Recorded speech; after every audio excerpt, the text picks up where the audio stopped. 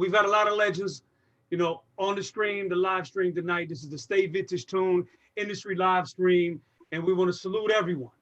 And let's go ahead and bring on our next and last guest, and we're gonna close out the show the right way. All right. So this particular super platinum producer, DJ legend, he's produced Yin Yang Twins, VIC, Hurricane Chris, Bubba Sparks, and discovered and launched Soulja Boy to the world. So I want to introduce and welcome and thank for coming on the Stay Vintage Tune industry live stream, Mr. COLLIPARK, aka DJ Smurf. He's coming. DJ Smurf. Rick takes the trick. Check it out. He's coming. DJ Smurf. Rick takes the trick. Check it out. Let's go, let's go, let's go, y'all. Let's go, let's go, let's go, y'all. Let's go, let's go, let's go, y'all. Let's go, let's go, let's go, y'all. Let's go, let's go, let's go, y'all. Let's go, let's go, let's go, y'all. Let's go, let's go, let's go, y'all. Let's go, let's go, let's go, y'all.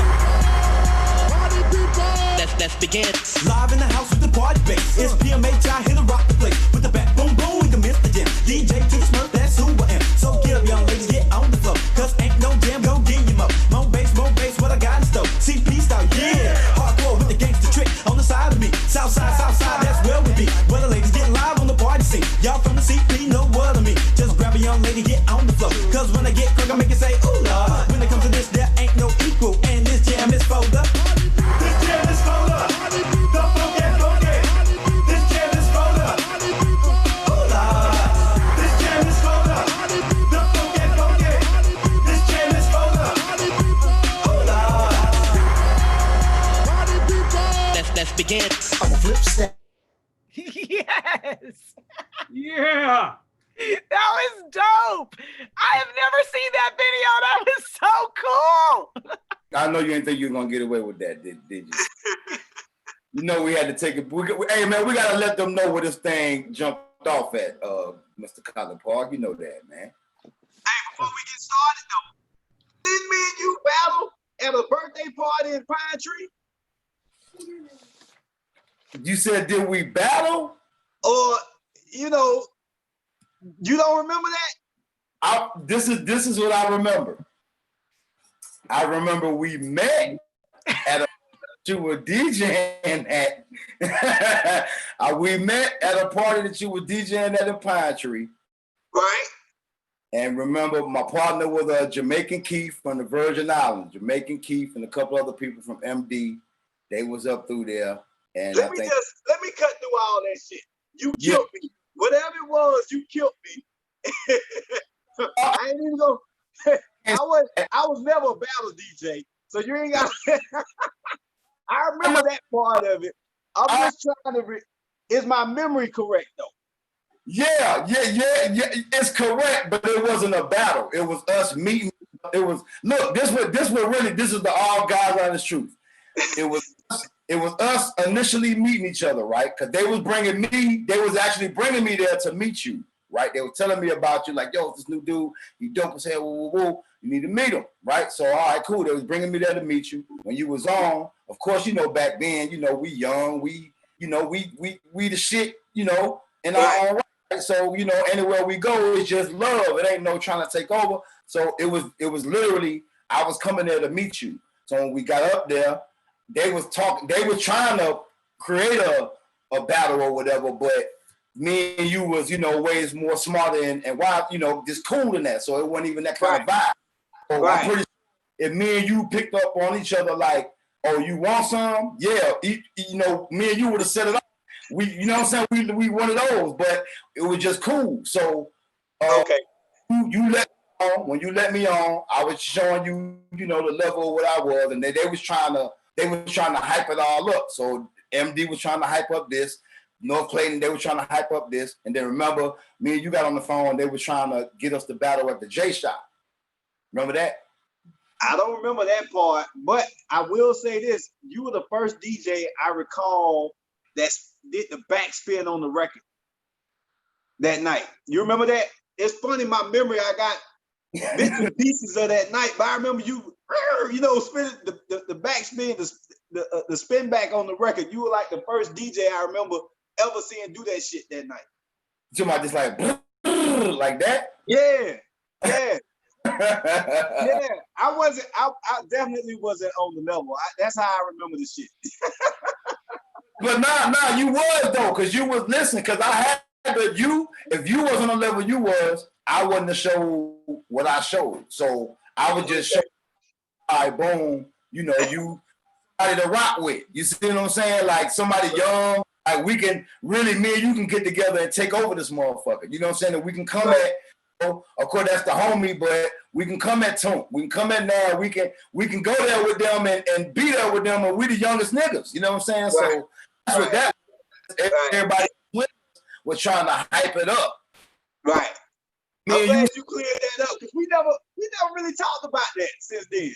Not because we've been working all our lives. That's dope. That's dope. You know what I'm saying? So yeah. we ain't trip, real recognize real. You know, we ain't never, you know, our beginning was, you know, one never know none of that with none of us, man. Right. So no. Nah, you right on that. But I'm glad we talked about that though. Yeah. Man, you know what I'm saying? It was long ago. And look, I'm glad we talked about it on our show. Hey, how about that? Right. Incredible. Yeah, Incredible. Yes, sir. So yeah, man. So how everything going, man? How your family, how the sister doing, man? Shout out to Rhythm, man, the whole Crohn's family, your brother, man. How everybody doing during this time, man, and in the COVID, man? Everybody's doing good, man. Everybody's blessed. We trying to be smart and like TOOMP saying, and just stay out the way and just try to wait this shit out and not be too impatient with trying to get back out here and interact with people. I've been on IG DJing a lot lately, and so people have been trying to book me to do shit, and I'm like, nah, man, I'm still quarantining. Right. And I'm slow rolling it, and actually when I get bored or I get a little antsy, I just go up. I go up on IG Live and DJ for a couple of hours, and I'm good. Yeah, we definitely be checking you, man. You definitely, doing your thing, man. Salute to you, definitely, and salute to, for you giving away money and helping people and all that, doing that thing too, man. That's a huge thing, especially coming from DJs and just coming from like the A and all that, man. Like, they count us out so bad, man. They want to count us out of history and all that so bad, Right. So it's for you doing what you doing, TOOMP, and y'all still in there and in the game. It's important that y'all stay in the game so we can get in them executive chairs and take this thing over, man, for real. If Trump can get in the president, man, goddamn, we can get up there and take over the industry, man. That's right. Absolutely. Real for real, man. So what's going on with with the music, man? Tell us what's up with College Park, man. What's up with Yang Yang, the crew? What's up with actually, not to get too into it, man, but your man and Chris, man. Prayers go out to him and his family and all that, man. What's your take on what went on with him, man? That was sad to me. Yeah. We talk from time to time, and I'm gonna be honest with you, I haven't reached out to him. Because our relationship at this point ain't like that. Right. But he still reaches out to me randomly.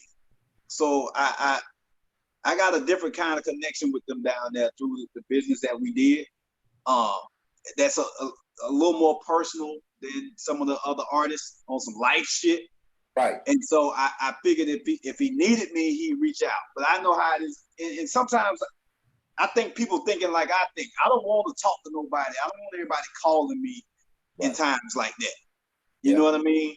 And so when stuff happens with people who I know, I like to give them space. And then if it's something like what he just did, I don't condone what he did. I don't know the details of it. I don't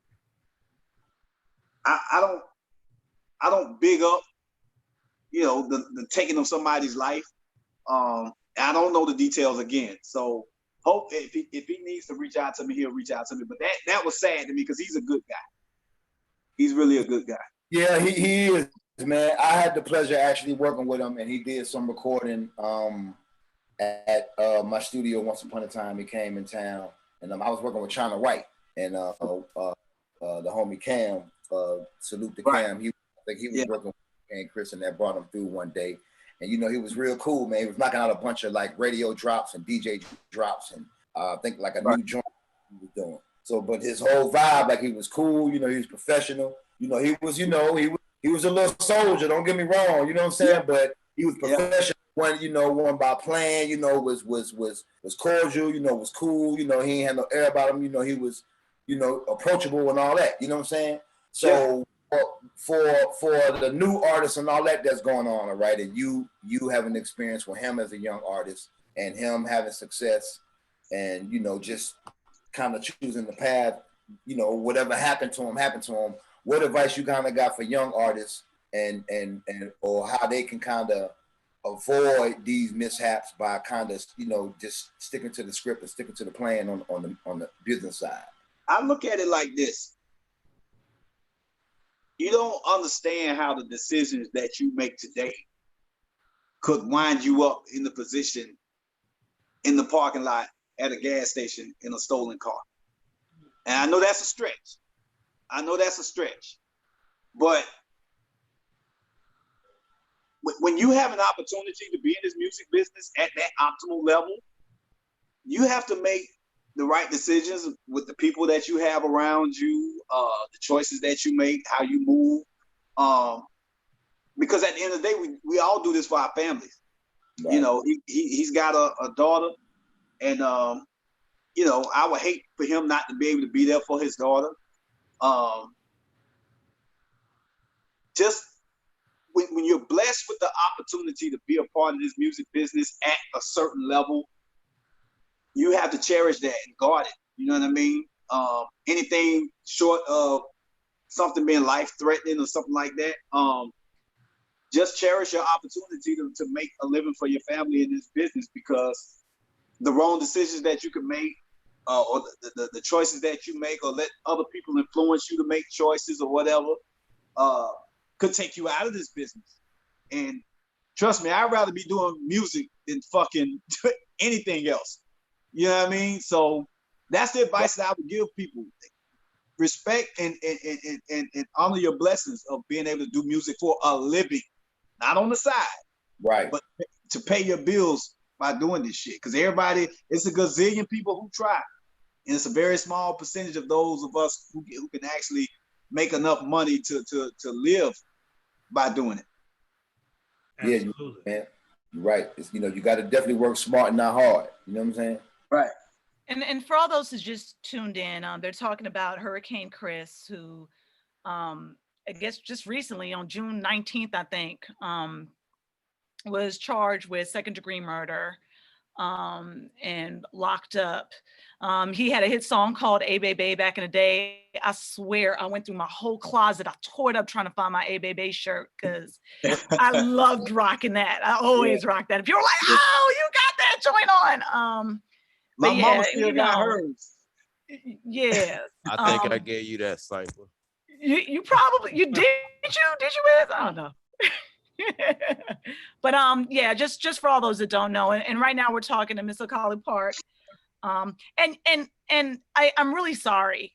I don't know if you remember when I came to your studio and you were making fun of me because I couldn't say your name and the name of where you were trying to teach me how to say it. I was like, COLLIPARK. And you're like, no, it's COLLIPARK, shouted. I still can't say it. So forgive me for butchering COLLIPARK. Trust me, you're forgiven. But yeah, it's rough right now. I think a lot of people, TOOMP touched on this, but there's a lot of violence happening right now. And a lot of it is being covered up because, they're trying to focus on this Black Lives Matter movement, and they're not really, touching on the things that are happening in the streets. A lot of people are losing everything, losing their homes. They can't eat, you know what I mean? And their jobs. So, and Louisiana's tough. Like my niece is out there, and Louisiana's tough. Trust me, I know. Yeah. I mean, you've done a lot of work out there. Like they've really embraced your music. Which goes back to, when I DJ on IG Live, the money that I make from it. In the beginning, I didn't even know they were sending money to my Cash App, and I was blown away by the love that I was getting shown, not even soliciting the money. So I was like, well, it's a lot of people out here in need right now. So that's what inspired me to start giving it back, because I was getting shown so much love by the people. The people who watch me DJ on live right now are the people who know DJ Smurf, not the people who know Mr. COLLIPARK.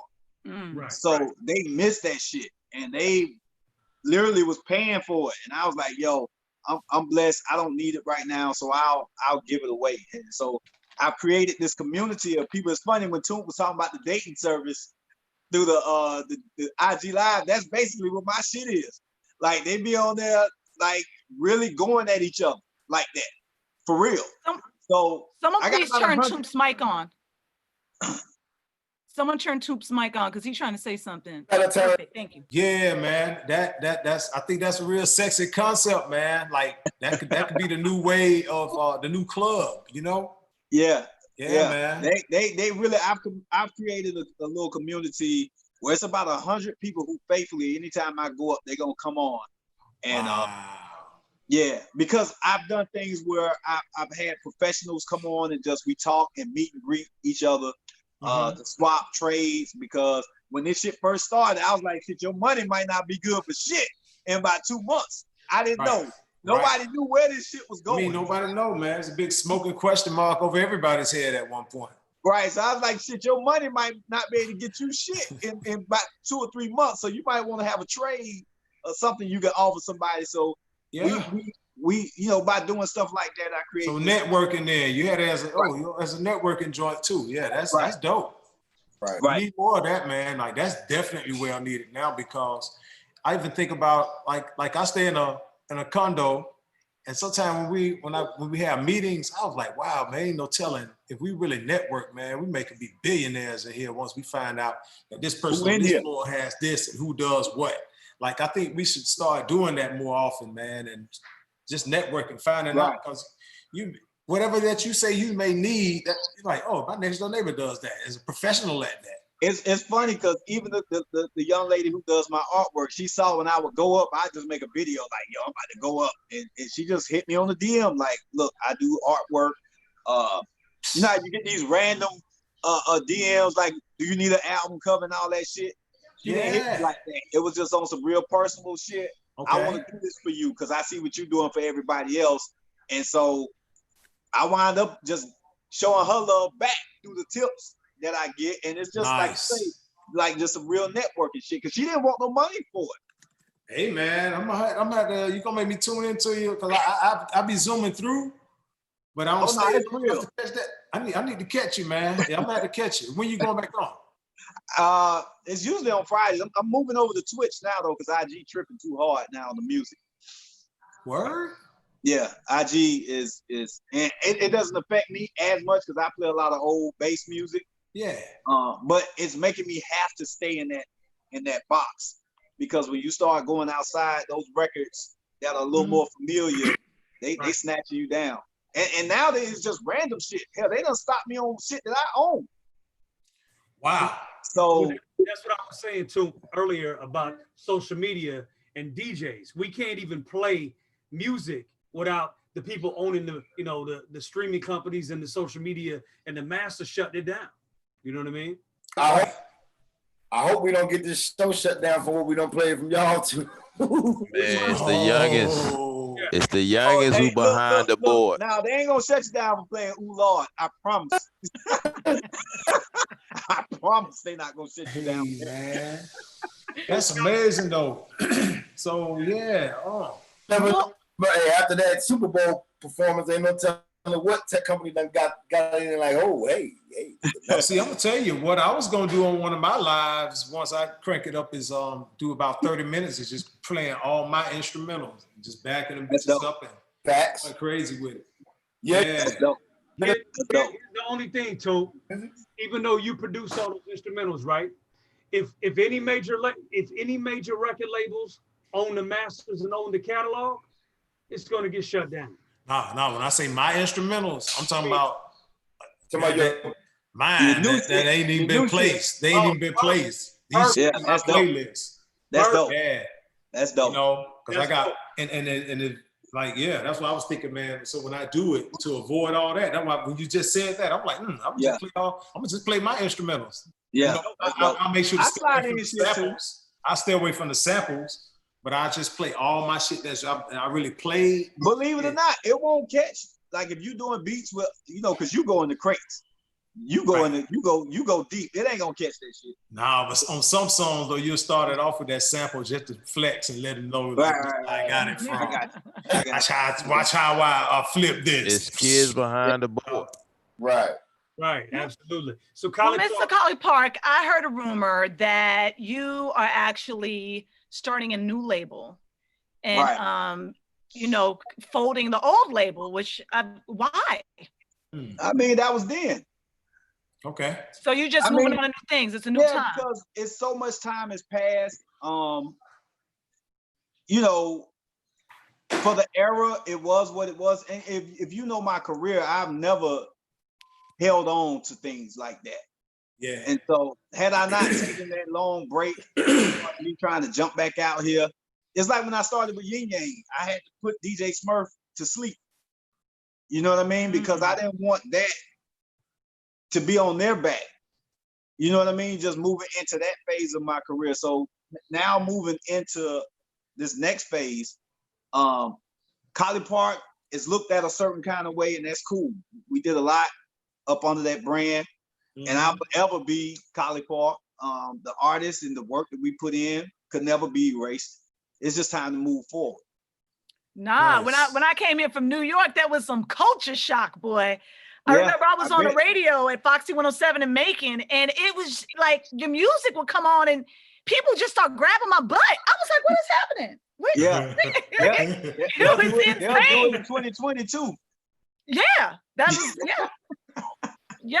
So what's the next phase? So we had a COLLIPARK era. What's next? The name of the even before this Corona thing hit, at the end of the year, I said I want to do something that personal to me. Go back to my roots and try to go back to the music that inspired me to do this in the first place, which is the up-tempo bass music, kind of like what you just played when you brought me on.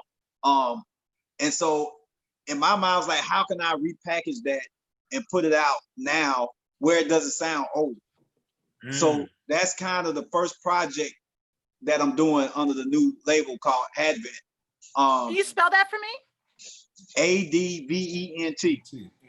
And I haven't really even launched it big yet. It's just something I'm doing under the radar, because even with the record that I just put up, with this COVID and everything that's going on, trying to release launch a new artist, it's kind of got everything thrown off right now.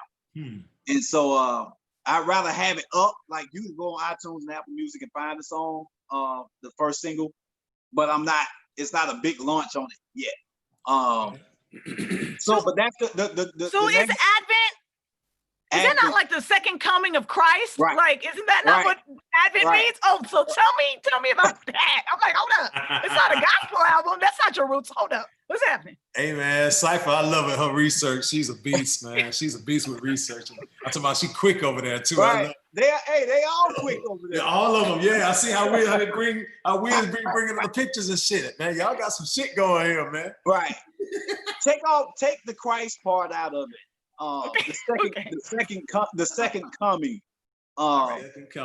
For me, that's what it means for me. And even with the branding, when you see the logo, I didn't want it to be something where you looked at it and you thought it was some black hip hop or just some old rap shit or something. Now I wanted it to look like when you saw Atlantic's logo or Arista's logo or Jive Records. Like, right. I think when we go into business, in the music business, they see us coming a mile off. Yeah. You know what I mean? Just by seeing, the name of the company, they know there's some black folks. And there's nothing wrong with it. No, boy, son. No, some of them damn names need to be changed. All that Dope Boy Records and shit. Right. But, cut that shit out, man. That shit don't make no damn sense. Very, very rare. Keys Entertainment, show. Something for us is always connected to what we come from. Like, And it's shown like they see us coming a mile off. So I wanted to rebrand myself to whereas you don't know what this shit is. You know what I mean? I don't want to just be stuck with one type of music. At the end of the day, after I'm dead and gone, I want this to live on after me with wherever it goes. I don't know where it's gonna go. I just know how it's starting. You know what I mean? Man, and that's where it's at too, man. I see where you are because this whole rebranding thing, that's how I've been just changed my diet, how I eat, my look. And like I say, it's rebranding, man. It's time to I even thought about taking DJ off my name for a minute. I was like, no, I'm gonna keep that for a minute. But the same way how 2 Chainz went from Titty Boy to 2 Chainz. Right. He had to evolve and go from there. Even the way he presented himself, yeah. Right. I mean, I've never, like, even people ask me, yo, man, where can I get them old LJ tapes? I don't know. I don't know. I ain't keep none of them shits. And even my old DJ Smurf albums that I put out, I just had to go on Amazon and order them shits because I didn't have none of my old DJ Smurf albums. So got them. Kizzy probably got them. Kizzy. I mean, Poncho got them, Kizzy got them, but I'm just saying, like, I don't live in the past. And that's a good thing and a bad thing. But I got this question. Well, you still holding on to that vintage equipment over there. Hold on, check this. Hold on. A question I want to ask. What's that, too? Rip. Yeah. Have you heard that they paying almost like triple the amount of wax from the US over in them other countries? Yes. I can tell you that. I actually curate a collection called the Time Capsule that they found here in Atlanta. And and I came up in Saudi Arabia and they are spending mad bread. I heard it's some shit that I did that didn't come out major that I heard was going for like $80 just for the wax of this group named Native Nuts. And I'm like, that's what I'm thinking now, man. COLLIPARK, you still own some of that music, man. We get with a pressing plant, man, and send them joints over there. And for the amount that they pay for wax over there, because they respect our shit way more than we do over here. That's dope, because I own outright the first 2 Yin Yang Twins albums. Oh, wow. You should be printing up wax, man, right now, man. You will be sending boxes like it was the 80s all over again. You just put me up on some shit. Yes, man. Get some of that COVID money. So COLLIPARK. I'll talk about that behind the scene. Rep, take it away.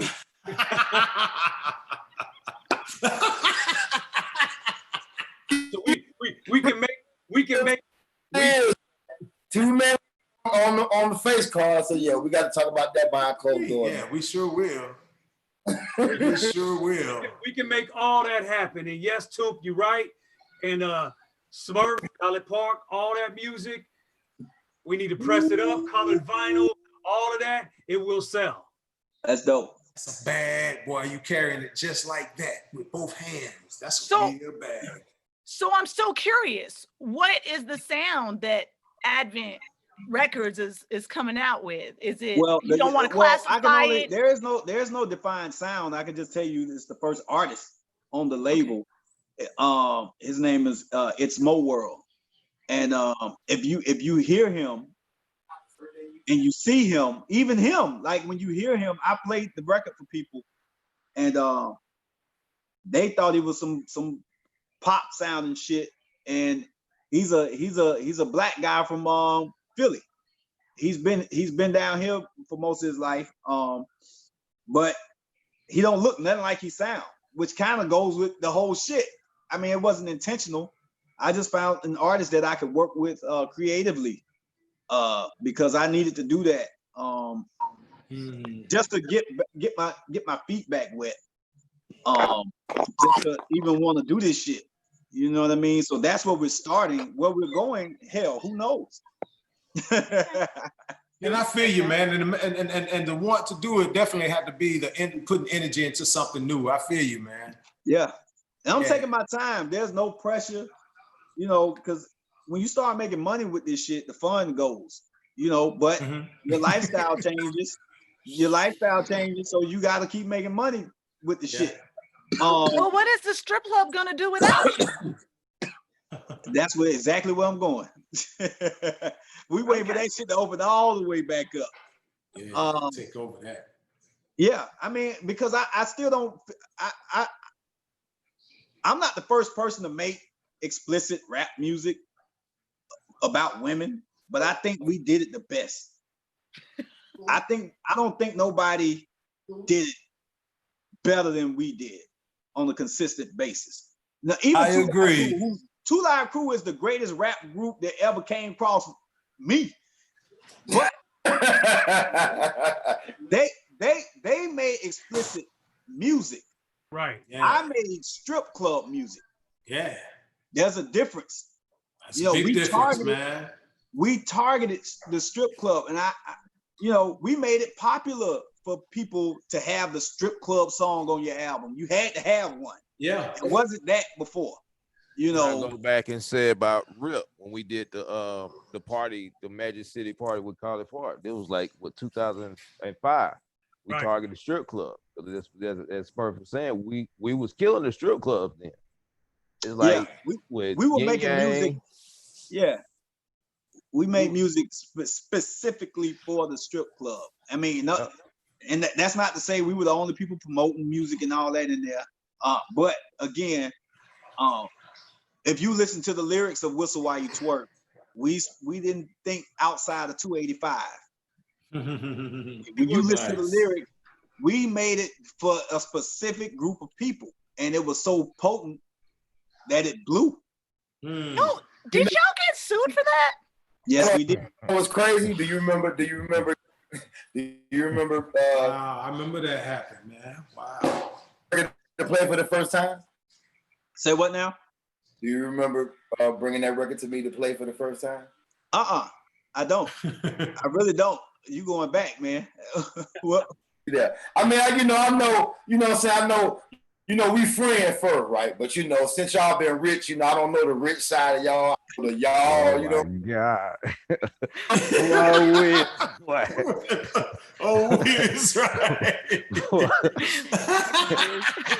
You know what I'm saying? Weird wilding. Yeah, so okay, you don't remember coming to the Ritz? Oh yeah. Remember we did that party. Remember it was your birthday party, Smurf? Yeah, hold on. Man, if I say and said yeah, I'd be lying. Dog. No, because Smurf birthday party, because we had Yin Yang twins there. You came to the Ritz, I was DJing. You came in and you didn't even have it. It wasn't, I think it was like a test presser or something like that you brought in. This ain't even, you was like, we're about to come out with it, but it ain't all the way there yet, but you was like, I want to test it. So you came in, I was spinning, and of course, nigga, we partners, so you gave it to me, I threw it on right away. Like I heard it, in the headphone. I'm like, all right, cool. This fit right into what I'm already into anyway. So soon as I threw it on, y'all stood there, looked at the booth. Soon as I threw it on, it was like they already knew it. They went crazy over it from the beginning. Time the beat came in, you was like, you was smiling just like your head doing that, like, yeah. You was like, I love it, man. I love it. Wiz, I got Nice. a story too. Hold on, that ain't it. So look, right, as soon as that happened, rest in peace, Ron came around there. You remember when Ron came over there? The owner of the Ritz. He came down. I don't remember. This whole experience. I'm trying to remember. All right, so look. So Ron came in there. He was like, hold on, because Ron one of them club owners that he thought he wasn't no DJ, but thought he was a DJ. So he'd be in the back, literally listening to every record. Wow. It was just a certain format that he wanted his club to be, which was cool, which was like a universal format, but he would literally listen to every record, and he didn't mind a DJ playing the same exact format every night because he knew the records was gonna keep the crowd cool. So when this record came in, it was something that he hadn't heard before, and the crowd went fucking nuts. Like they went nuts when that shit dropped, right? Wow, this is beautiful, man. I like this type shit. Hold on, Wiz. Hold on. He said, what's going on? He said, what song was that? I was like, yo, this, Smurf dude trying, like, nigga, this the shit. Like, look. He was like, oh. Then what he said? He said, oh, Smurf, you can't be coming to my club and taking like, you just smiled, you just kept going like, yeah, that's cool, I feel whatever, nigga. We still kept that shit in, you know what I'm saying? That's dope, dog. That's one of the moments, man. That's one of the moments, dog. Yeah. Smurf, can't you take over my club, man? And then when they joined me, he was like, I understand, but I ain't never heard it before. So even Khao, you was like, man, they going crazy over. You was like, man, appreciate it, boy. I knew it. He was like, I just had to see it myself. You said I just had to see it. You know what I'm saying? Wow. That's dope. That sound about right, though. It sound about right. Yeah, I can't make that up. You know what I'm saying? Gotta get that microphone back right over there. Right. He passed away. So, you know, yeah, I definitely was on the books, ladies and germs, the first person to play Whistle While You Twerk. Whistle While You Twerk. Wow. Who produced, you know? Hey, yeah, man. nigga got me fired playing that record. But It's always gonna be something that come with a good thing, man. Yeah. That's real DJ love, man. You know what I'm saying? So, hell yeah. Absolutely. But you know, and the other thing that's dope is when you said Atlanta did it best, we all love 2 Live Crew. But when that twerk sound and that strip club sound, you created a sustainable sound that made hit records, and also to this day, right now, yes. To this day, go-to sound for dance music. Listen to Drake. Yeah. You know what I mean? I mean, at the end of the day, as a DJ, I've never wanted to, I've never given a record to a DJ with my chest out, like, yo, play this record. Because it's almost like you begging. As a DJ, you don't want to go to another DJ with bad product, just from a respect aspect. Right. If I bring you some shit, and you know me personally, you know where I come from. If I give you some shit and ask you to play this shit while you at your job, when you make your money, and I'm asking you to take a chance, and it's some garbage, shame on me. Right. Shame on me. You know, and which goes back, I kind of got away from that mentality leading up to where I am now. I'm back at that point. Although the sound that I'm coming with is not as popular now as it once was, I think it's fresh, and I know it's a great song. You know, I know it's a great song. That's why I'm not in a rush to just, you know what I mean? Because what I'm trying to do now, it's kind of like when I put Yin Yang out. That shit wasn't popular at the time. Not, you know, the 102 BPMs. It's just, say what now? Can y'all hear me? Yes, we can hear you. Okay, so I knew the records had to be great, not just good, but great for a DJ to you know, because we didn't have social media and all that shit back then. It was the response. If I didn't get that response that you got when you put that shit on, I mean, I got to start there and then build from that. I can build from that. But if I give you a record that you look at me like, I don't know, dog. I fuck with you, but I don't know, dog. I got a problem. at the end of the day, all those records had the perfect formula.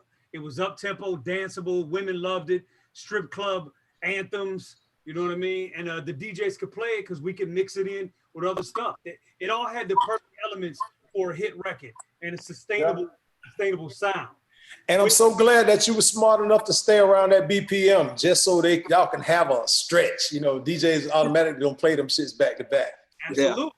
Yeah. Absolutely. Yeah, it's almost like a medley type shit, really, you know? Right. And also salute to you, COLLIPARK, because I know most recently, one way you've been keeping yourself relevant is you've been doing a lot of remixes. You know what I mean? And you know, because you know we're Vintage Tools, we do remixes as well. So salute all the remixes that you've been doing lately. You know what I mean? Thank you. I mean, that's again going back to the DJ. What made me start doing that? Music had gotten so bad. Urban music had gotten so bad about 4 years ago, around 2014. Like urban music was at a real slump, in my opinion. And so I started listening to a lot of pop music. like when Justin Bieber, that Sorry record was out, Adele, the Hello, all that shit was popping. Like even the songwriting at that time was better on the pop side than it was on the urban side. They were killing us, man. Right, but we couldn't play the records. But my kids, I got a daughter, she knew all them pop records that I didn't know. Same here. So what happened was I said, I'm gonna just start remixing them so that we can play them, put a little hard edge to it. And really it just from like 2014 to now, it just evolved. Now the urban music has caught back up. And now even like today, I just did a Southern Soul record that's been out for 5 years. And it just hit my radar 2 weeks ago. Nelly Tiger, the urban music. I feel like now I'm embracing Black music that other parts of the country don't fuck with, just like they didn't fuck with crunk music when we first started. Right. So I love playing something or showing somebody something that they don't understand. They might fuck with me, but they hear that shit like, that's that shit. That's that bullshit. We used to catch that all the time, moving around. That's that bullshit. We don't fuck with that shit. Now everybody fucks with the sound that we created back then. So now, like when I hear Southern Soul records, like that's a part of the culture that hasn't been exposed yet to everybody. If you ain't in them juke joints and Bigelows and all that shit, you ain't hearing that shit. You know what I mean? Real but shit. As we grow older, I'm 47 now. There's a market for the urban audience that's not being fed right now. Even with the Kilo Ali having a hot record right now, there's nowhere he could take that record and get played like Tank can. Like Tank can take an R&B record up to Magic and they'll put it right on. But damn, the part of got some new shit. Yeah, we did a record together, but that goes back to what I'm saying. I'm back feeding the audience that embraced me from the beginning. And I didn't know how much they missed it until I started DJing for this COVID shit. My first time up, I had like 4,000 people with no advertisement on my IG live. 4,000 people tuned in and watched me play bass music for 4 hours.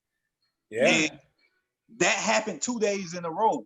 That shit was jamming too. And I played nothing but vintage, booty shape, Miami, Atlanta bass music for 4 hours, 2 days in a row. And that audience hasn't been fed in fucking 20, 30 years. Yeah. That's real. And so that's motivation for me right now. Because I'm not trying to be 20 or 18 no more. You know what I mean? So that's an avenue for me that that's got my mind going like, it's so much, and I hate to say it in this dark time, but you know, when you in times like this, you got to be creative. It's so much money there. Yeah. There's a huge check to the person who figures out how to program to who we are. Right. I love D Nice, but he ain't from here. You know what I mean? My man.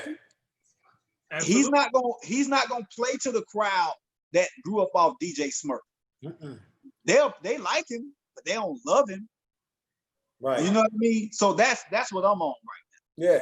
Yeah, he got his crowd, but then we got it's a whole nother thing we got down here, man.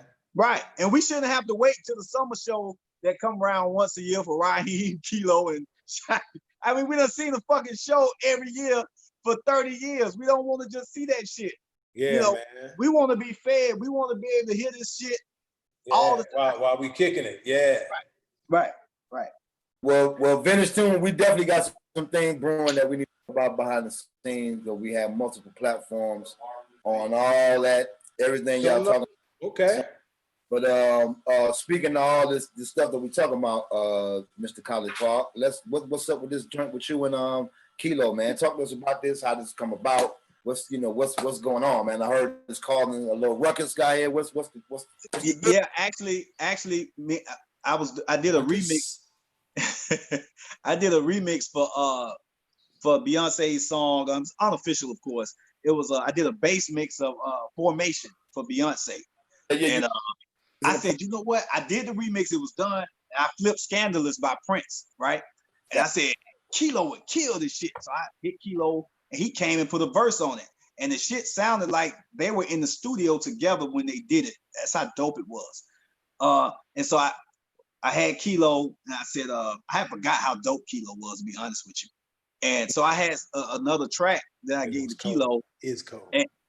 And what I flipped the Brian McKnight Anytime, the piano shit. I used to love that record. And so I gave him the record, and he took the beat and he wrote. Only Kilo can write certain type of shit. He's a fucking genius. Yes, man. Right. He's a genius. Like he is, man. Before 3000, before all the first. Him. All them respect him, bro. Yeah, he's the first. When I heard the way he flipped the word hunching, like back when you were a kid, hunching on you. Yeah. He took that and kept it that. He made it mean money. He made he took the when you hear the lyrics of this record, and that record, we did that record like 4 years ago. And so on my IG Live, I just brought it and I started playing it. And the people who was tuning in fell in love with the shit. And they started requesting it. As soon as I would come on, they'd be like, play that hunchy, play that hunchy. And this went on for like a month. Wow. This shit went on for like a month. The number one out of all the records that I would play, from 2 Live Crew to all that shit, they would ask for a brand new Kilo record to them. And that's when I started talking about it. Well, so that's it. Well, sir, would you like to introduce this new mega South Smash that's coming out in the 21st century? Kilo and Mr. COLLIPARK, Hunchy. Hunch. That didn't sound Ain't right. that some shit? Let's get to it.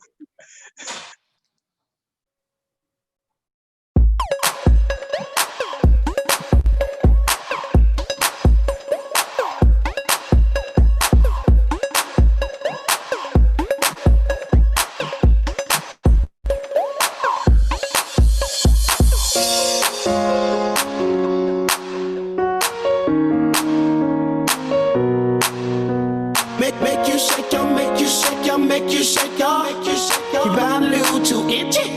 If you fuck a doggy style, make you shake ya, make you shake ya, make you shake ya. You know I like my nigga. I like a doggy style. Big fat booty and strip club dancer. I got money for hunching. I keep throwing them hunching.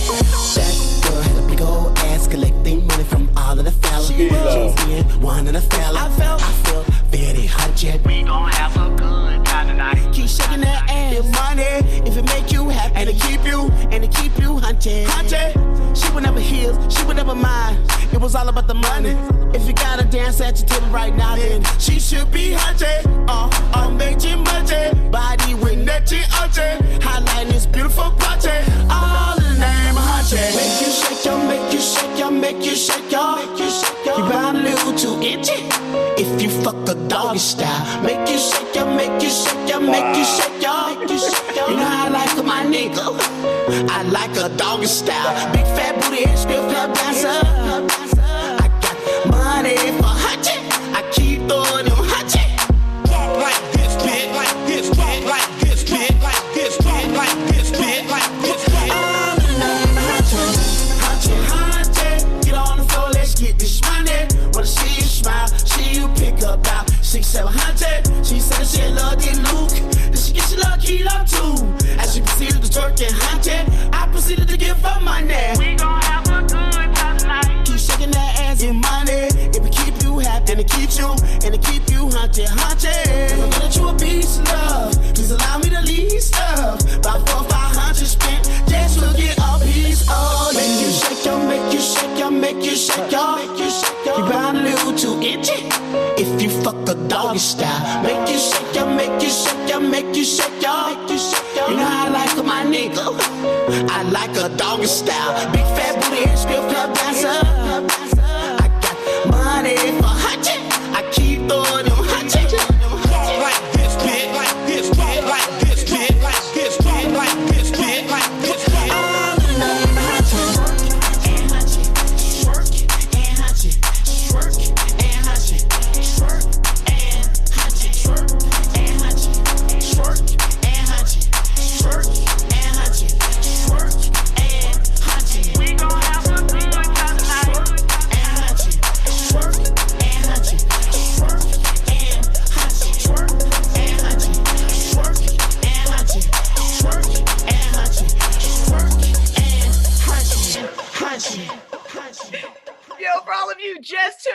shit you are hard. watching the Stay Vintage 2 live stream and you just listened to a brand new joint, Kilo Ali Hunchin, produced by Mr. COLLIPARK. That was hilarious. That was so much fun. Like, you can't help but dance. Like, I've got 2 kids. I think of myself as a wholesome woman, and I just kind of want to bend over and be like, Nah, hey. that's when I spin, I tell all the ladies in my IG they might want to kick their husband out the room because he don't know you like that. Right. Or invite him in. He didn't know you back then. He don't know you got that side of Boy, that shit come right out, boy, when they favorite song pop on too. Yeah, they do. Especially, right. If they husband from a whole other side of the country, he don't know you like that. You might want to get him out the room now. Because I talk different too. So he might hear you listening to me and get a little, get a little sensitive. Right. Because I talk straight to it. You know him. Putting that Brian McKnight sample in there though, yo, that was was so dope because it felt so familiar. I mean, you hear Kilo Ali's voice, you hear that track. I mean, it was riding for real. I mean, that's the DJ side of me. Like when a record hits me like that, like I like the original Anytime record by Brian McKnight. So I just flipped it and I just had the beat sitting around. Okay. So when I heard Kilo say, "You bound to lose 2 inches if you fuck a doggy style," I said, "Yo,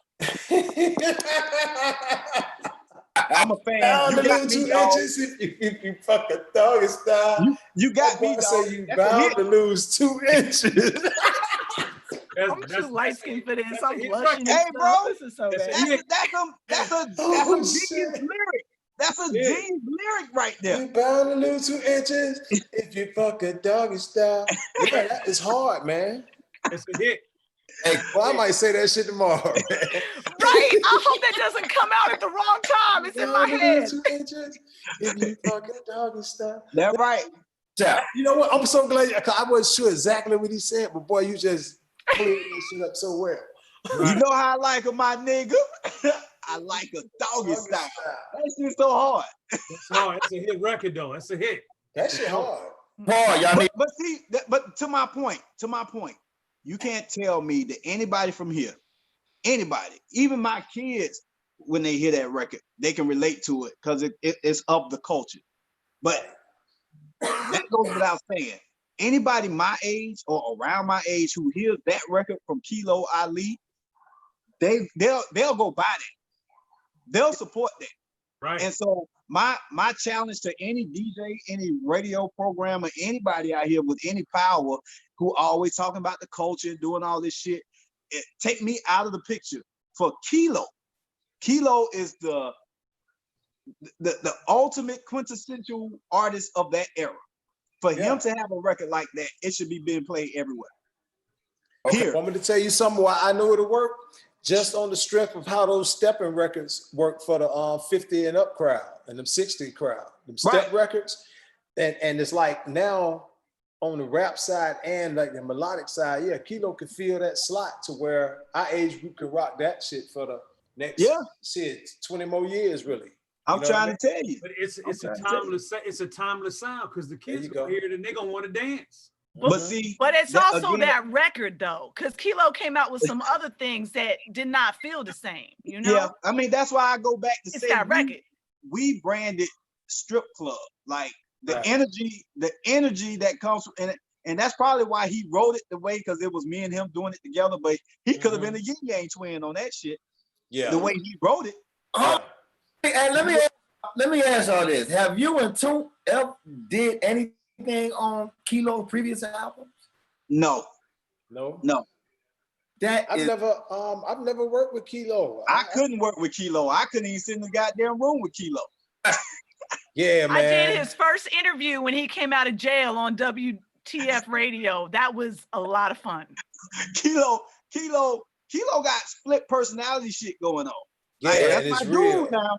It's hard. Real. We all love him, but it's real though. It's hard to catch him in that mindset the way you can sit in a room with him, like for real. And if you don't know him, you can't relate to what I'm saying. Hey man, exactly. Only people who know him really can get it. And That's you're my right. dog, Me, though. you, Red Money, even he'll agree. Jarvis, everybody will say the same thing. Like, But that's what makes him a great artist. All great artists got that shit going on. Right. Yeah. Damn. That's why I love it. And see what it is. You got to remember his backstory, man. That man, when he got depressed by just a smidget, that man put out a lawn chair, sat in his driveway. Well, he set his house on fire and put a lawn chair at the top of his driveway and just watched the house burn, man, and called them, said, hey, y'all, I just set my house on fire. Oh, but hold on, though. Blame it on Rico, though. But I'm saying, but he hadn't got a deal. Exactly. Well, Interscope. But that goes to show you the level of creative that he is. Yeah, you know he's what I something mean? like that. Yeah, it's that other side, man. Yeah, yeah. And I called him in a moment of clarity. Like we had a moment in time that we were able to come together and do 2 songs together, that remix and then that record right there. Mm-hmm. And I don't know if we'll even ever be able to do it again. But That's that crazy. came out good. But we need to get that record to as many DJs as possible. Yes, Yeah, we do. that record Yes, could we go. do. Hold on, look, I did a record with this fool some years back with a Justin Bieber sample. Oh, wow. I know you got it.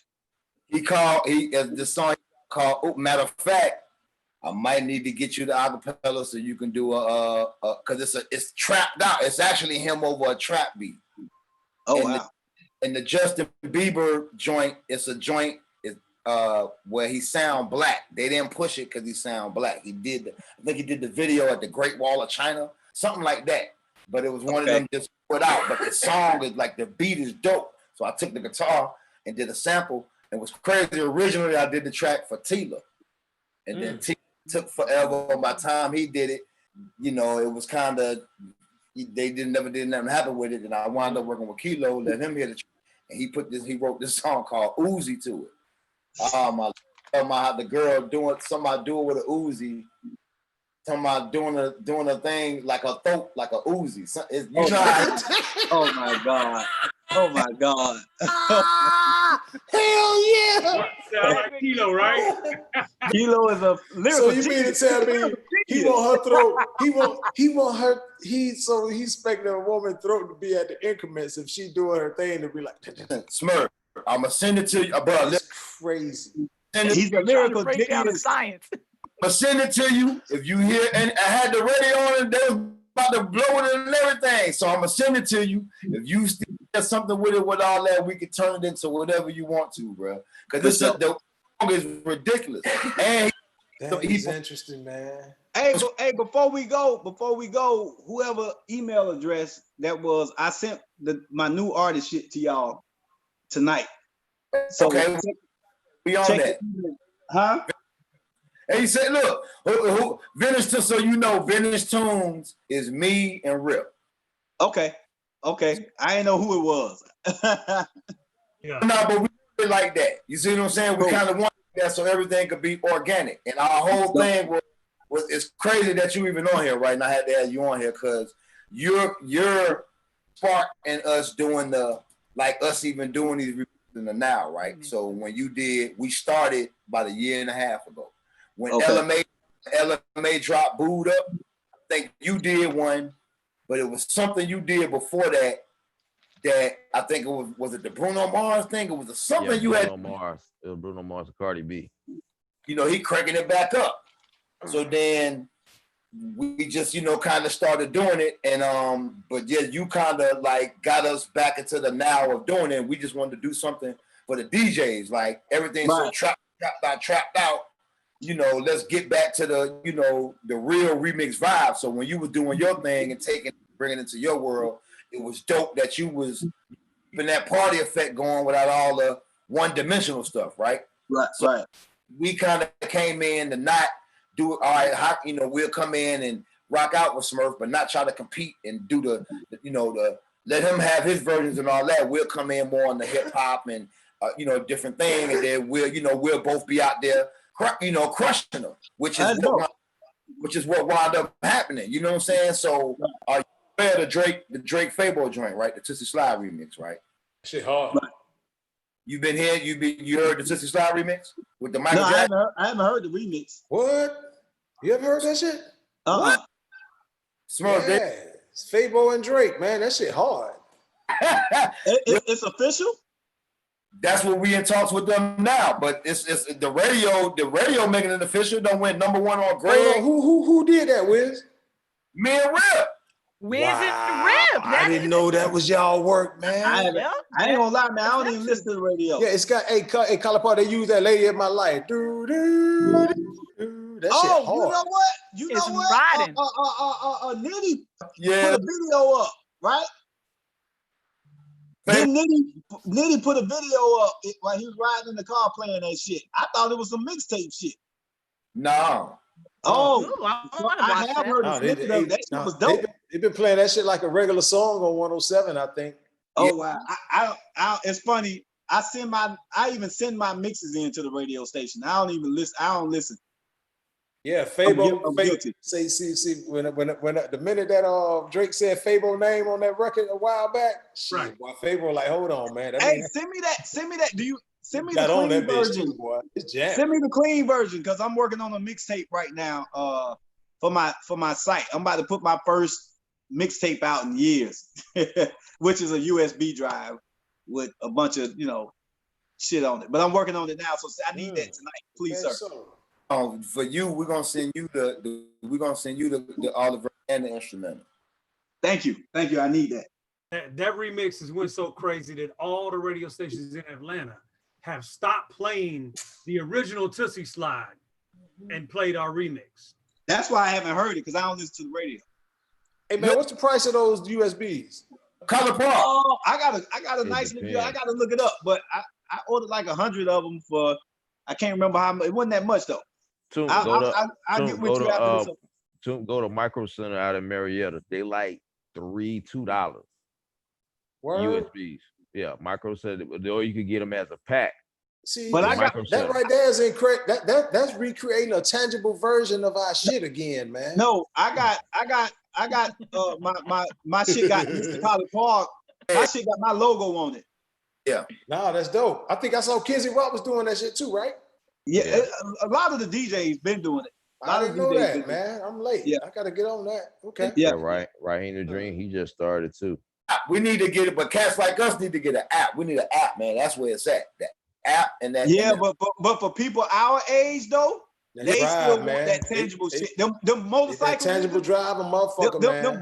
them bikers, they want them USB drives. Yeah, the Right. bikers. Yeah, instead of Bluetooth and Hold on, I show you. Wow. Yeah, man. That's I'm part of that tangible game, man. I gotta have some of that. yeah. Raheem killing that packaging too, man. Wow. We got okay. Oh man, yeah, we it make it look like a cassette. So once it's like it look like an actually cassette. Right, But I on got the one bottom of of the cassette, he ocean it's a USB drive. Oh, Ooh, that's I the want thing. that. those. I got- Yeah. See, I that got- sound like This is what majority a lot of them messing up at. This is go back, you know what I'm saying? So the marketing Okay. and the target aspect is to go back what Smurf was saying. Hold on. The motorcycle crews, the ones who need it, they not targeting the motorcycle crews.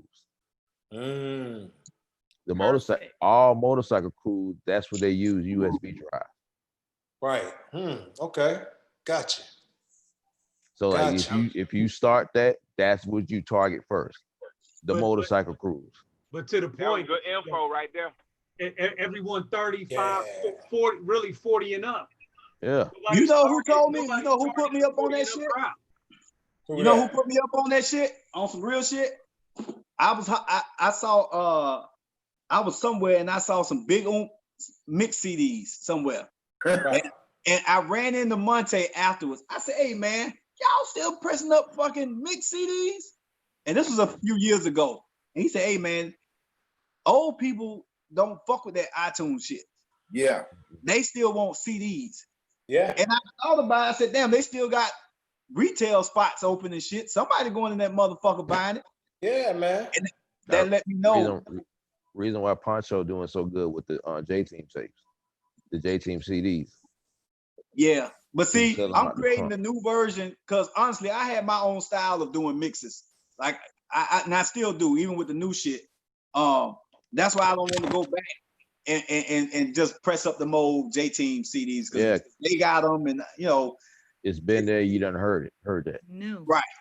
right. I apply that same shit to the music now. That's why I need that Drake, that Tootsie Slide remix. I need that. Yeah, we got you on that, man. We need your joints as well, man. In fact, we need that. We need your stuff to even blast out through the platform, man. Hey man, I actually hear that mix every day of the week, man. Now that I think about it, man. They play that motherfucker every day. Yeah, man. And we at the label when the label, they moving like turtles, man. It's crazy. I'm like, yo, like this record is. Man, shout out, congrats to y'all, man. Y'all I did a went great through that. job. You know Like, what? this shit It's sound crazy. good, dog. I had did a remix to that Body Like a Back Road. Sam Hunt? Mhm. That country twerk record about 3 years ago. Body like a back road. Anyway, it was blowing up. Like I did a twerk version to it. And they were posting it up on blogs and everything. It got to the label. And by the time they decided they wasn't gonna do it, the record was over. Wow. So it's a timing thing too. Like that Tootsie Slide, they might have already moved on from it. They did. But here's the thing, really quickly is put that out. The label did move away from the record, but even if they were completely on the record, back to what you said, COLLIPARK, about urban music kind of died. The whole reason why we ended up doing these remixes was because DJs and producers stopped doing remixes. Right. So when we started doing the remixes, I reached out to all the labels, Atlantic, Universal, Republic, and they all told me the same thing. All the record reps, the mix show reps, they say, yo, Rip, we don't get urban remixes anymore. If it ain't EDM, we don't even have a budget or we don't deal with it. Right. So what we realized was there was only two people in the business doing remixes. It was COLLIPARK and it was Ted Smooth. So COLLIPARK, you're doing this sound. Ted Smooth is doing this sound. So what we decided to do was go in the middle and combine it all. That's dope. And give the DJs everything that they've been missing. But the point is for the Tootsie Slide remix, when we talked to the label, the reps were like, man, you know, we don't deal with remixes unless the artist actually turns it in. We're off that song. It was always these odd things. But if you think about back in the day, you couldn't get a single without a remix. That's true, man. Right. You couldn't get a 12-inch without a remix, instrumental, clean and dirty. You couldn't sell a record. Bottom line is they don't see the value. They don't see the value monetarily. Some of this shit is intangible, and that's why record labels will always hire or seek out a DJ TOOMP or a Mr. COLLIPARK who's actually down here in the trenches, who knows what's going on. Like for me, I've been ignoring the urban AC crowd for years. I was running from that shit. I don't even want to fuck with no old motherfuckers. Like that's just how I always thought about it from a music profession. Right. Cause I'm coming off Soulja Boy. So I don't want to deal with no motherfuckers my age. Right. I feel you. But that's why you laughing. That's why you laughing. But recently, I'm seeing the hole that's there for people our age who grew up off 2 Live Crew, who grew up off hip hop, and we still listen to Drake. We still listening to all this shit. But nobody sees the value. Like I told Derek Harper, the music director over at Magic. Once I saw what the Kilo record was, I never called him about no record. I said, hey man, I'm gonna send you this record. You should be playing this record. And I just told him, I said, I don't get nothing out this shit. Kilo ain't signed to me or nothing. But for where he sits in the culture for this market, if you played this record right here, it will set you apart. Right? And I just sent it to him. What was his response? He don't see the value. They can't see the value because he's not touching the people. You got to touch the people. You got to be in the in BW3 back in the day, or Dugans or Crickets or wherever it is, these older people hang out at and watch the response when this record come on. It's the same people, doctors, teachers on my IG live, people who he don't think fuck with me like yes, lawyers, Boy. the But he's same still in the professionals, clubs. How can he not know that? the same professionals that he think he's catering to are on my live. They're from here. They're not transplants. They're from here. They want to hear Kilo. Right. Because everybody that's 40, 45, 50 all grew up on hip hop. Yeah. Period. They're all professionals. They're doctors, lawyers, nurses, corporate Let me America. tell you they something. all grew up on hip hop. And we have something called nostalgia. We want what we had so bad. This the way is why we they looked, the way we felt, the sound we wanted so bad. We don't know what these youngins are doing. Let me tell you, before Ryan got sick, Magic was the #1 station behind WSB Talk Radio. Beating out B, they were beating out V. They were beating out the other urban AC station. They were the #1 urban station. They were killing hot. They were killing streets. Everybody. My mix show was the #1 mix show on radio. I stopped doing mixes at Christmas. Yep. I just started back doing mixes a month ago. They've been playing reruns. But that goes to show you the demand that's there. Right. It's like to me, it's like Lysol. If we 4 months into this fucking pandemic and I still can't find a can of Lysol on the shelf, what the fuck is going on in Lysol? That's how I look at it. Right. Right. You can find sanitizer everywhere. They say, hell no, we putting this shit out. We don't give a fuck what it's made out of. We finna supply the demand. Lysol. You can't find a can of Lysol nowhere. What is the point of even approaching the radio? Because it seems like they are not in tune anymore. You know, Derek Harper hired me back in the day. Why not just hit the clubs? You know what I mean? Let me tell you why I have a great relationship with Derek Harper, because I don't need him. Right. I do this shit because I want to. And he know it. And I came in kicking ass. #1 mix show on the #1 show. Like, and I told him off the rip, I'm only doing this shit because I want to do it. Like it was a challenge for me because I wasn't DJing urban music for decades. And so now that there's value in what I'm doing, I'm trying to take him all the way there now. I don't get nothing out of it. You see what I'm saying? I don't gain, there's no personal, I ain't trying to run game on him or get nothing from him. No, if you win, I'm gonna win regardless. Right. That's why I always looked at it. If Derek Harper put a hot Kilo record into rotation right now, it'll be the #1 song in 2 weeks. Yeah. Guaranteed. I put the house on it.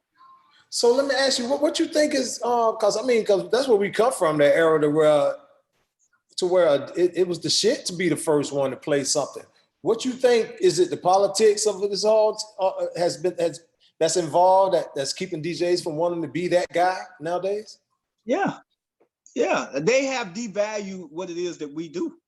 Correct. You know, even when I stepped away from sending in mixes, the other DJs at the stations, they called me on the fucking three-way, like, yo, man. And so they started telling me the horror stories that I hadn't heard up until that point. And I told them, like, you know, I feel bad because I don't need them. Don't feel bad for them. No, right. because these are my people. Like, I fuck with them. And once I hear the horror stories of how they have devalued them because they can go find another whack motherfucker to do it for nothing and all that shit, they devalue what it actually is, the DJ. A good DJ now. A good one, yeah. A good DJ, you have to treat them good because it's just like, that's why I love Ryan. Ryan Cameron is the only reason I started doing mixes on that station, because he was coming back to radio. Yeah. And I wouldn't have done it for nobody else. I wouldn't have done it for nobody. And it was supposed to be a one-off. But he hit me after it was over, like, yo, you gotta do another one.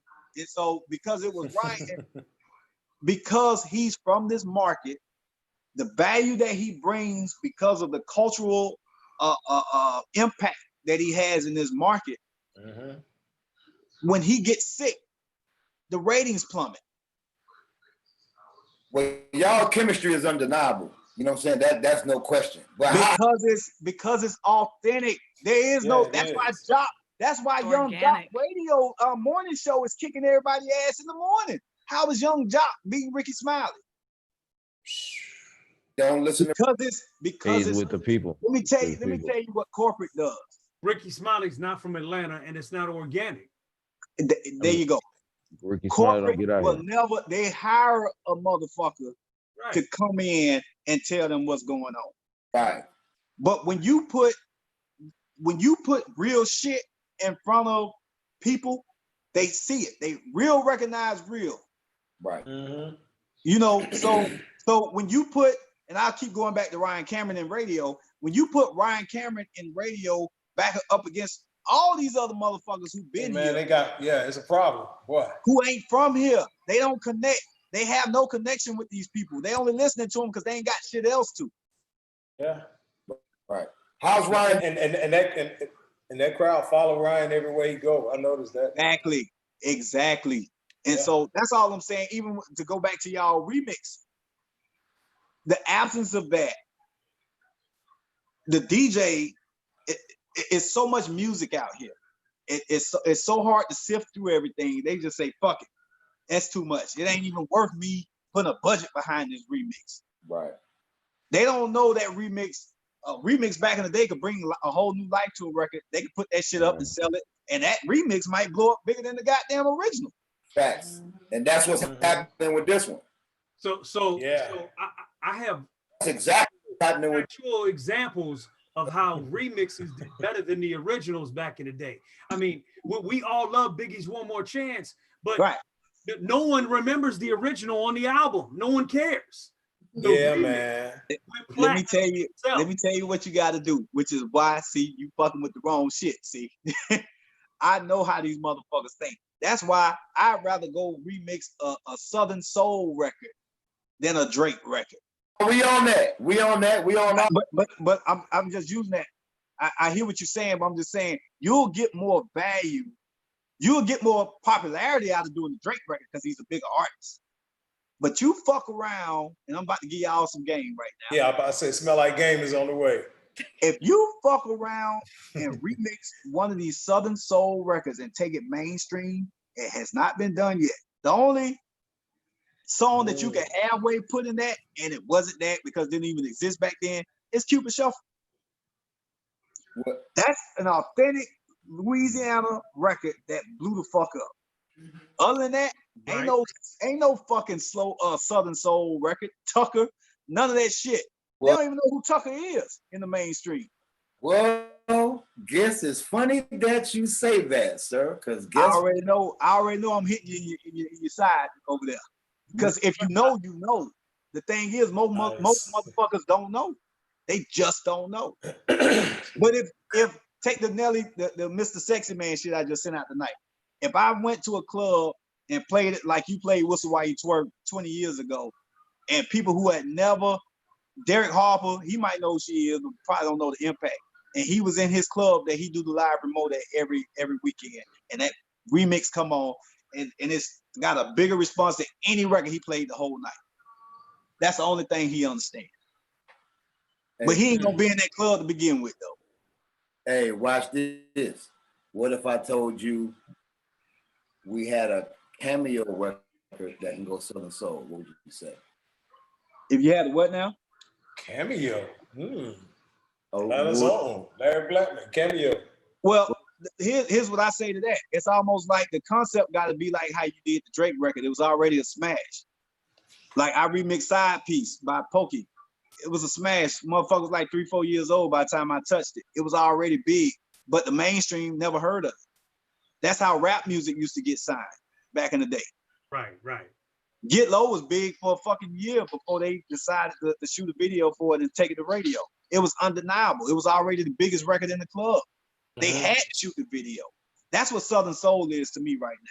It's the biggest secret in Southern music right now. It is, and cats like us about to make it pop. But what I'm saying, it's the biggest secret in Southern music. It's what hip hop used to be. But Because I have a new record with Cameo that we can put out and make one of the biggest records out here in Southern Soul and crossover music. Let me tell you something. See, I don't know enough about Southern Soul to take one from A to Z. But we do know. We got a Southern Soul artist. See, that's beyond where I'm at. I'm just gonna be honest. I'm just telling you, for me, because you could take the records that are already proven, right? Because they only exist in that space. Yeah, we on that too. What you're saying is we're saying the same thing. I'm just saying that we're so on what you're saying that we're actually creating our own artists and situations with it. So one of them is we have a Southern Soul artist who used to go by 1-5 Posse. I'll say that. You know what I'm saying? God damn. No, listen, I got with you. He got a song called "Back That Thing On Me." He got the video and everything out. Listen, you gonna love it. They going he like the new it in the Southern Soul. He called himself Ice Buck. That's his name, Ice Buck. God back. Damn. He's for real.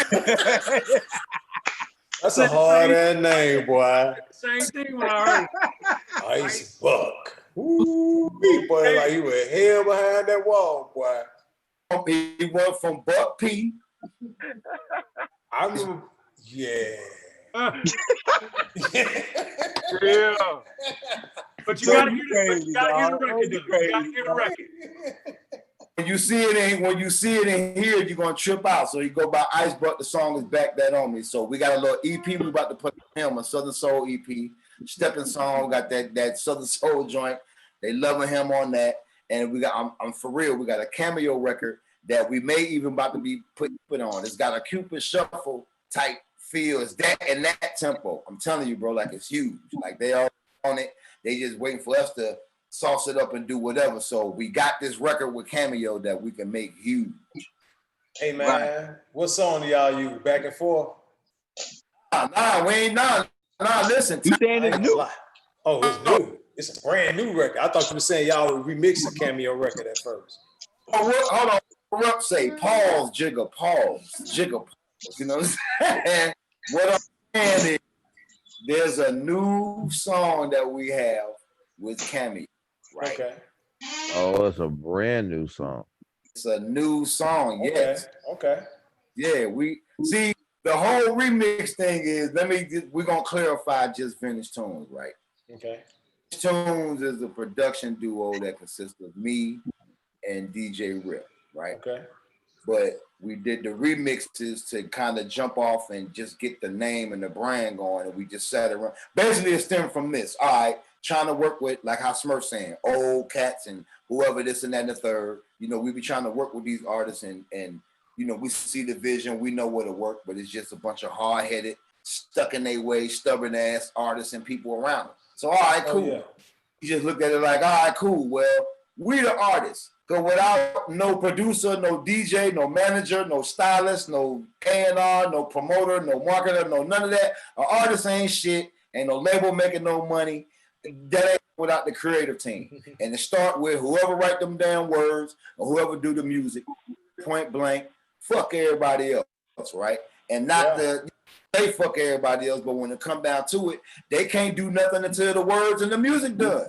At the end of the day, you know what I'm saying? It is what it is. So we just our own hands. We the artists. If they don't want to listen, we'll just start doing these remixes. And then again, College Park, you was in the now, so it was like, all right, cool. You had them going. You was the influence doing it in the now, and then you know I was doing it with Lil Jon, Stapleton, and all them reggae remixes. I jumped off with him. Little did I know, I was developing Lil Jon to be Lil Jon and the East Side Boys. Go figure, you know what I'm saying? But it's all good, you know what I'm saying? So at the end of the day, you know, we just did it for the DJs. Like, yo, let's just take it back, do something that the DJs will just appreciate. Wanting no money, we ain't tripping, we ain't trying to sell nothing, we ain't trying to sell no mixtapes, nothing. We ain't even trying to let people know it's us. Let's just do it for the DJs. So we started doing it from that LMA, and then it started going from when we did Michael Jackson Off the Wall. Once we did that, it just took off from there, and we released that when he did his birthday. It was like an anniversary thing. And then you did the Aretha Franklin when you Aretha Franklin. Yeah, that was just a mashup right there. But still, the feel and the vibe of it, like it was dope, and they was playing on the radio and everything. So it was just like, okay, I'm like, okay, all right, kind of, bro, let me find out. Like, all right, you know what I'm saying? Quick, like, all right, okay, all right, you want to doing, all right. So it created that motivation of, because you know everything around, bro. It's, you know, we done did damn near everything we could possibly do, and there ain't really no motivation in the now to spark doing anything. So it was just motivational for you doing it and seeing how people was receiving it, and you were just doing it on the love.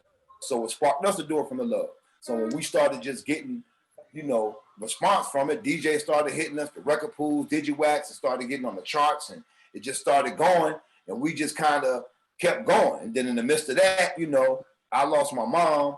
Rip literally like 2 days later lost his, you know, his pops. So we definitely sacrificed. Damn. We went through this from last year, and then just from that, we just kept going and going and going, just kept growing and growing and growing. And now everything that was happening with the record pools just started happening on the radio with this Tootsie Slide remix. And what's crazy about that is, was saying about that, we wasn't even thinking about this Tootsie Slide remix, Fabo, Drake, none of that. We wasn't even on. We really don't even. So let me ask you a question. Did Fabo put a new verse on it? Yes. This is right. What had happened was, you know what I'm saying? Me and Rip, okay, he put out this song called When to Say When. Remember that song he put out where he went to Marcy Projects and did it over that Jay-Z beat, Song Cry? About Drake. Yeah, Drake, yeah. Oh, I thought you were talking about Fabo. I'm like, Fabo got on Jay-Z? Fuck out of here. Didn't go to Marcy. The song When to Say When, that was over the Jay-Z Song Cry, and he went to Marcy and, you know, shot the video. So that was kind of like that was like the buzz going on in the industry at that moment. Him going to Marcy and doing this Jay-Z thing. So on the hip hop side and, you know, remix side, we was like, all right, cool. We'll take this and flip it, do something cool with it. So we was working on that. So we took the Jay-Z Dead Presidents, the original sample. We took that, put it over to Drake, and then we put a Jay-Z verse on it. So we was putting that together. In the midst of putting that together, we on the phone. Rip says, well, he says, this Tootsie Slide thing just hit 1 billion on TikTok or something like that. So we was like, well, we know what the next remix is gonna be without even thinking about it. We know what the next remix is gonna be. So we just started working on the Tootsie Slide remix in addition. We had 3 of them at first. The When to Say When, the Chicago freestyle. We was gonna do that with Twista and Do or Die. That was gonna be, if you thought the Tootsie Slide was crazy, the Chicago freestyle with Twista and Do or Die was gonna be. Hey, y'all, I hate to cut y'all, but I'm gonna have to cut this short. All right, it's all good. Superstar Hollywood, we know. Nah, I got some other shit I got to get. I didn't realize it was this late. God damn. Yeah, neither, man. We be trying to go out. I just have to look at the clock my damn self. Yeah, but we can pick it back up though. Yeah, it's love, man. We definitely got to bring y'all back on, man. But on that note, we can definitely end it with your new artist, man. With the song that you sent us. I got that cocked and loaded. So whenever we're ready to split up, we can end it on that, man. Okay, go ahead and run that thing. So I mean, yeah, again, you know, this in the Stay Vintage Tune Industry live stream. We got the homie, Mr. College Park, DJ TOOMP, DJ MONTAY, Khao, Mr. Knook, Agent Stewart, man. Appreciate y'all being on, man. Much love. Thank you. Doing thing, man.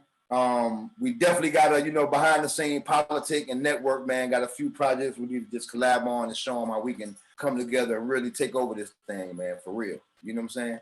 Yeah. For sure. So on that note, Smurf, let them know the name of the artist, man, and the name of the song, so we can. It's Mo World, me and mine. I had to leave the niggas off. Me and my niggas. It's Mo World.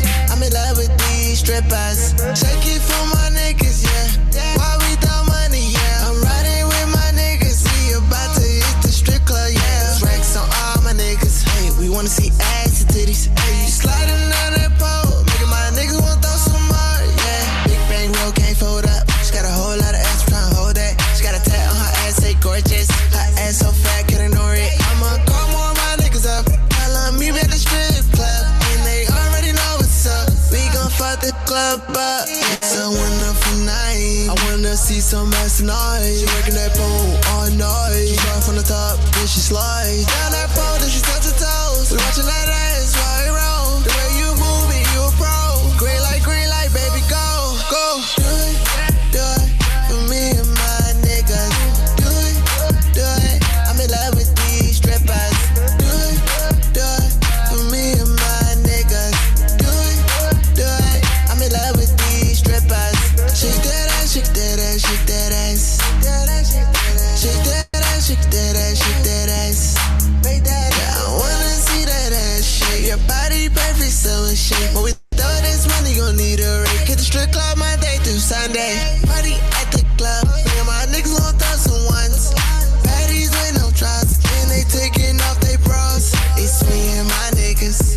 We got all the bitches. We love all the strippers, yeah. They call us big tippers, yeah. Do it for me and my niggas. Do it. I'm in love with these strippers. Do it for me and my niggas. Do it. I'm in love with these strippers. Do it for me and my niggas. Do it. I'm in love with these strippers. Do it for me and my niggas. Do it. I'm in love with these strippers. You heard that, Wiz? You might want to go ahead and say it, Mr. COLLIPARK. It's already the end. So real quick, if you hear the difference in the energy between the two songs, the Kilo record and that record, what I noticed is the young cats move on a different kind of energy than us. Like, we got two different kinds of energy. You can't give the young kids too much drive. That's a different case. You gotta fall back with that shit because they on too much shit, drugs and all kind of shit they got in their head. You kind of gotta let the music get into their mental. So that's why the energy on that record ain't what the energy is on the Kilo record. It's very intentional. Okay. No, it must be nice. I can hear it definitely got that crazy pop appeal, but make sure you got to think if it was to go and really start picking up on that pop side, that people gonna feel uncomfortable saying that hook.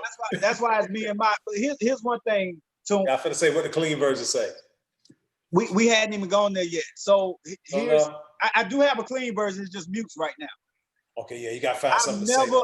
I've never approached, like, even though the record sound how it sounds, got a pop appeal and all that, I've never approached any record off radio appeal. Yeah. Or mass appeal. So that shit gonna always work itself out. Like at the time that it happens, whatever going on gonna tell you how you need to flip that shit. You know, but I always go to the crowd that I'm going for. And then after I please that, then I'll worry about if it gets bigger. Hell, it might not even leave that atmosphere. Okay. Where I'm going, it's a bunch of niggas in there. Okay. They still saying nigga. Niggas. Yeah. You know what I'm saying? Yeah, you're fucking right. That's I've never, even with the Yin Yang records, we never, and they shit was filthy.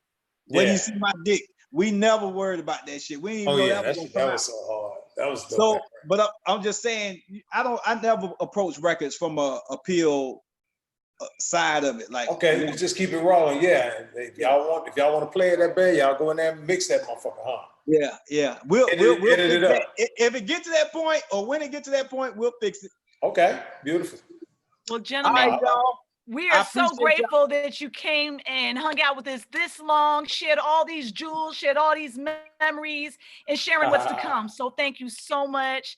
Thank you for having us. Liz! Yo. We got the link, man. Yes, man. Yes, sir, bro. Just answer your phone, answer your text. It's your friend, man. It's your long time. I got you, dog. I got you. Hey, and that was not a battle.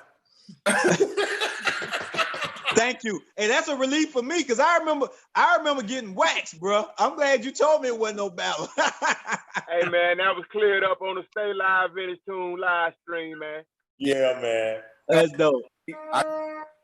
I can't even take that credit like that. All right, man. Appreciate you. All right, fellas, stay safe. All right, y'all. Y'all be good. Nice meeting you, Cypher. See you around. Much love. Hey, look, if I'm about to say, if I take that credit, I gotta take the credit for waxing TOOMP ass at the party that day. Uh-oh. Do we have a challenge? We have a battle. We have a battle. Challenge? I'm just playing. I'm just. Uh-oh, come on, Wiz. You know, Hey, that was the day I met him too. I didn't get up. I watched him. I was like, damn, Youngin know what he doing too. I watched him doing his thing. Hey, and it's like they made sure to tell him, hey, boy, TOOMP here. And it's like, oh, well, whatever record you gonna cut, boy, you know he gonna hear it and watch. And boy, I was sitting there watching. I'm like, damn, Youngin good, okay. Ever since then, me and him been cool, man. That's crazy. On a crate or something when I stand on crates or something? I think he was, yeah. He was a little Youngin, man. He was on that shit. Yeah, man. Yeah. Stay vintage tuned. Yeah, I love y'all boys. Hey, man, I love y'all too, man. Holla at me, Rip. Yes, sir. Wiz. Y'all be good, man. No doubt. Oh, let's Thank everybody for tuning in to Stay Vintage Tuned Industry Live Stream. Want to salute all of our guests. Thank you. Holla. Thank you. Every Tuesday, 9 p.m. Eastern. So Stay Vintage Tuned. Cypher, take us out of here. We keeping the culture timeless, baby. Thank y'all so much for tuning in. See you next week.